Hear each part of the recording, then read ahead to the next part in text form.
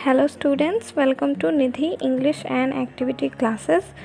Today we are going to study the book First Flight and the chapter The 100 Dresses. Guys, this chapter has two parts, the first part and second part. In this video we will study the first part of this chapter, The 100 Dresses. So let's study. Students, this chapter is about a young Polish girl, and the author of this story is Elfstor Elster, who is a lady author, and she has wrote about this girl and the immigration of the Polish people.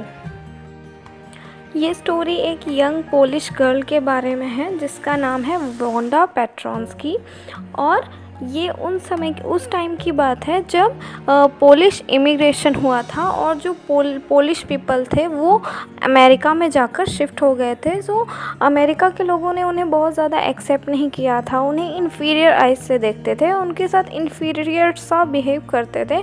सो ये chapter में ये जो girl है, young Polish girl है जिसका नाम है Wanda पेट्रोंस्की, तो इस चैप्टर में हम देखेंगे कि इसकी क्लास के जो बच्चे हैं, इसके लोकेलिटी के जो लोग हैं, वो उसे किस तरीके से जज करते हैं। जनरली हम लोगों को उनके पैसों से, उनके प्रॉपर्टी से और जो चीज़ें उनकी बिलोंगिंग्स की होती हैं उनसे हम जनरली लोगों को, पीपल को जज करते हैं कि उनकी हैसियत क्या होगी, उनकी प्रॉपर्टी क्या होगी, वो कैसे रहते होंगे, उनके रहने सहने का ढंग, हर एक चीज़ हम उनकी प्रॉपर्टी से, उनके पैसों से और उनकी बिलोंगिंग से जज करते हैं।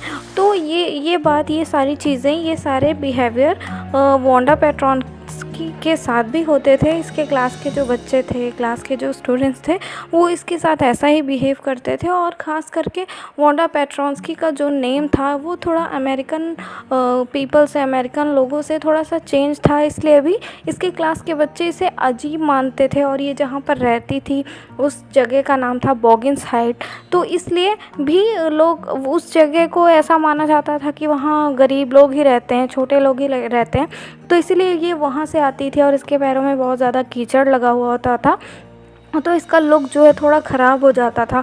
और इसके पास सिर्फ एक ही ब्लू कलर की फेडेड ड्रेस थी जो वो रोज़ पहन के आया करती थी। इसी वजह से लोग, जो इसकी क्लास के बच्चे थे, इसे जनरली बिल्कुल इन्फीरियर समझते थे। ये जो चैप्टर है, ये जो लेडी ऑथर हैं, इन्होंने आउट ऑफ गिल्ट लिखा है। ये बोलती हैं कि ये चैप्टर उनके बारे में है, उन बुली स्टूडेंट्स के बारे में है जो छोटे बच्चों के या दूसरे स्टूडेंट्स को तंग करते हैं, परेशान करते हैं और उनके साथ गलत बिहेव करते हैं। So let's start the chapter वहाँ स्टार्ट होता है जब वोंडा पेट्रोंस्की, मंडे का दिन था, पैगी और मैडलिन दोनों बैठे हुए थे और दोनों ने माइंड किया कि आज वोंडा नहीं आई। वैसे तो जनरली वोंडा को से कोई भी ज़्यादा बात नहीं करता था, और वोंडा भी ऐसी लड़की थी जो किसी से ज़्यादा बात नहीं करती थी और वो हमेशा सेकेंड लास्ट सीट पर बैठा करती थी। वैसे तो वहाँ पर सेकेंड लास्ट बेंच पर या फिर पीछे वो स्टूडेंट्स बैठते थे जो पढ़ने में बहुत अच्छे नहीं होते थे या फिर जो कि बुलीज़ होते थे, दूसरे बच्चों को तंग करते थे। लेकिन वोंडा ऐसे बिल्कुल भी नहीं थी।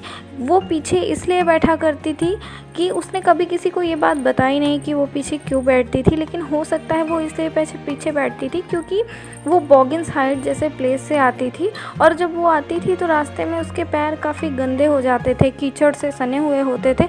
हो सकता है इसलिए वो पीछे बैठ जाती थी और उससे कोई भी बात नहीं करता था, उससे कोई भी फ्रेंडशिप नहीं करता था और ज़्यादा उसे कोई माइंड भी नहीं करता था। तो पैगी और मैडलिन ने देखा कि उस दिन वोंडा नहीं आई थी, उन्हें थोड़ा सा अजीब लगा, लेकिन ज़्यादा उन्होंने माइंड नहीं किया। नेक्स्ट डे उन्होंने देखा, नेक्स्ट डे भी वोंडा नहीं आई थी।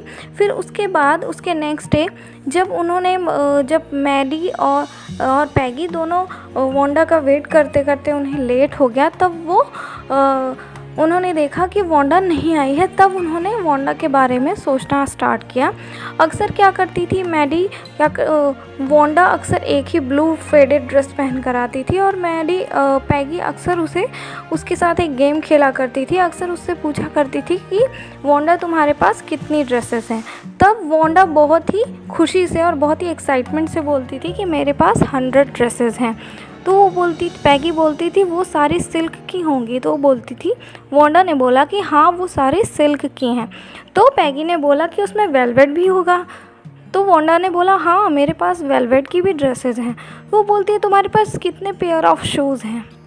तो वांडा बोलती है कि मेरे पास 60 पेयर ऑफ शूज़ हैं, all lined up in my closet, और वो सारे मेरे क्लोजेट में लाइन से लगे हुए हैं, और मेरे सारे ड्रेसेस और शूज़ जो हैं वो सारे लाइंड अप हैं और बहुत अच्छे से मेरे क्लोजेट में रखे हुए हैं। इतना बोलने के बाद जब वांडा वहाँ से निकल जाती थी, वो ज़्यादा दूर नहीं गई होती थी, तभी वो लड़कियाँ आपस में बहुत ज़ोर ज़ोर से ठहाके लगा के हंसने लगती थी, उसका मजाक उड़ाने लगती थी।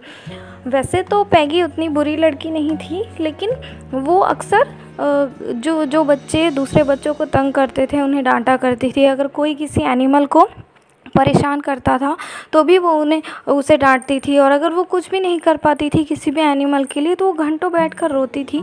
और पैगी काफ़ी पॉपुलर गर्ल थी, वो काफ़ी अच्छी लड़की थी, वो पढ़ने में भी काफ़ी अच्छी थी।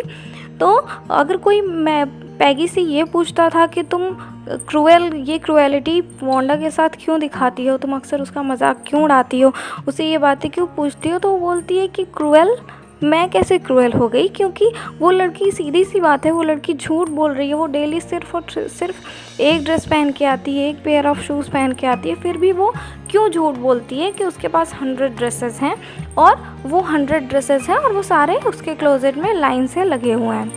फिर उसके बाद वहाँ से चली जाती है। वैसे मैडी को अक्सर बुरा लगता था जब पैगी वांडा का मजाक उड़ाती थी। वो वांडा से पैगी से बोलना चाहती थी कि वांडा का मजाक मत उड़ाया करो, लेकिन वो डरती थी क्योंकि मैगी भी मिडिल क्लास फैमिली से थी, वो भी पुअर गर्ल थी, और उसे भी डर था कि जैसे ये लोग वांडा का मजाक उड़ाते हैं वैसे ही हो सकता है कि नेक्स्ट ये मेरा भी मजाक उड़ा सकते हैं, मेरे भी लिए भी ऐसे बोल सकते हैं।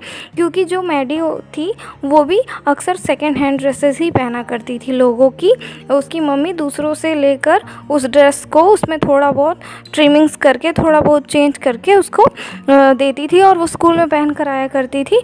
तो उसे डर था कि काश कभी मेरा भी ये लोग मजाक ना उड़ाने लगे। तो उसने सोचा कि वो पैगी से बोलेगी कि वांडा का मजाक मत उड़ाया करो, ये गलत है। तो उसने सोचा कि फेस टू फेस उसे बोलने का करेज नहीं था, इसलिए उसने सोचा कि मैं एक लेटर में लिखकर पैगी को बोल दूंगी, क्योंकि अभी पैगी मैथ्स के क्वेश्चन कर रही है, जब वो फ्री हो जाएगी तो मैं इसे दे दूंगी।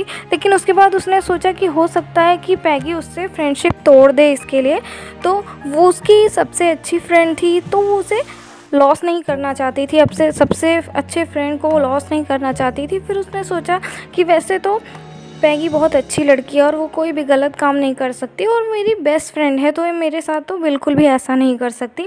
और फिर उसके बाद वो वांडा की ड्रेसेस के बारे में सोचने लगती है कि किस तरीके से वांडा अपने ड्रेसेस को बताती थी, ब्लू कलर की ड्रेसेस, ग्रीन कलर की ड्रेसेस, उसकी ट्रिमिंग्स के बारे में, शूज़ के बारे में। और ये सब बातें सोचते हुए उसे अचानक से याद आता है कि जो आर्ट कॉम्पिटिशन था उसके भी रिजल्ट्स आने वाले हैं। तो वो ये सोचती है कि इस बार फर्स्ट कौन आएगा। वैसे तो उसे पूरा यकीन था कि पैगी की आर्ट बहुत अच्छी है, पैगी बहुत ही पॉपुलर गर्ल है और बहुत ही ब्रिलियंट है, वो बहुत अच्छी ड्राइंग बनाती है, तो उसे पूरा यकीन था कि पैडी ही फर्स्ट आएगी। लेकिन फिर उसके बाद उसने सोचना स्टार्ट कर दिया। उसने पैगी से बोला कि कल रिजल्ट्स आने वाले हैं आर्ट्स कंपटीशन के, तो कौन फर्स्ट आने वाला है। तो पैगी ने बोला देखते हैं। तो मैडी ने बोला कि जाहिर सी बात है तुम ही आओगी, तुम्हारा ही फर्स्ट नंबर आएगा, तुम्हें फर्स्ट मार्क्स पे आओगी। तो पैगी बोलती है लेट्स सी। तो नेक्स्ट डे जब वो स्कूल आते हैं, स्कूल आने के बाद वो देखते हैं कि रूम नंबर 13 में पूरे रूम में ड्रेसेस लगी होती हैं, और वो पूरी 100 ड्रेसेस होती हैं, और वो पूरे क्लास में लाइंड अप लगी हुई होती हैं। जो आर्ट कंपटीशन था वो गर्ल्स के लिए भी था और बॉयज़ के लिए भी था। गर्ल्स को ड्रेसेस ड्रॉ करनी थी और बॉयज़ को मोटर बोट ड्रॉ करनी थी। रूम नंबर 12 में बॉयज़ के लिए बॉयज़ की सारी जो आर्ट का वर्क था वो सारा रूम नंबर 13 में डेकोरेटेड था, और जितने भी गर्ल्स के ड्राइंग थे वो सारे रूम नंबर 13 में डेकोरेटेड थे। उनको देखने के बाद मैडी और पैगी ने देखा कि पूरी ड्रेसेस थी और हर कोई, सारे स्टूडेंट्स उसकी तारीफ़ कर रहे थे। कुछ थे जो सीढ़ियाँ भी बजा रहे थे, बहुत क्लैप कर रहे थे, सारे बहुत खुश थे और ये बोल रहे थे कि कितनी सुंदर ड्राइंग्स हैं। और उस वांडा की ड्राइंग्स को ही सारे देख रहे थे। फिर उसके बाद वो सारे डिसाइड कर रहे थे कि कौन जीता कौन नहीं जीता। उसके बाद मिस मैसन आ जाती हैं और मिस मैसन आने के बाद रिजल्ट्स का अनाउंसमेंट करती हैं। बॉयज़ की रो में भी एक लड़का होता है जो बॉयज़ की ड्राइंग में एक लड़का होता है जिसे फर्स्ट प्राइज़ मिलता है। और जब गर्ल्स की बारी आती है तो मैडलिन और पैगी ये सोचते हैं कि पैगी को ही फर्स्ट प्राइज़ मिलेगा, लेकिन अचानक से मिस मैसन वांडा का नेम अनाउंस करती हैं और बोलती हैं कि ये सारे 100 ड्रेसेस जो थे वो वांडा पेट्रोंस्की ने ड्रॉ किए हैं और उसकी ड्राइंग्स इतनी अच्छी है कि उसकी एक सिंगल ड्राइंग भी फर्स्ट रैंक पर आने के लिए सफिशिएंट थी, लेकिन उस अकेली लड़की ने 100 ड्रेसेस ड्रॉ किए थे। कोई एक या दो ड्राइंग्स नहीं ड्रॉ की थी, बल्कि उसने पूरे 100 ड्रेसेस ड्रॉ किए थे और उसकी कोई एक ड्राइंग भी अगर ली जाए तो वो फर्स्ट आने के लिए सफिशिएंट थी। इतना देखने के बाद मैडी और पैगी हैरान रह जाते हैं और उनकी क्लास के भी बच्चे हैरान रह जाते हैं कि जो लड़की क्लास में कभी बोलती नहीं थी, कभी किसी से बात नहीं करती थी, लोग उसे इन्फीरियर आइज से देखते थे और बहुत ही इन्फीरियर और छोटा समझते थे, वो भी उसके अंदर भी इतनी अच्छी क्वालिटी हो सकती है। First part has been finished. After the study of the chapter you will be able to solve the questions and answer related to this chapter. So let's study. Keep learning, keep trying, take care, goodbye.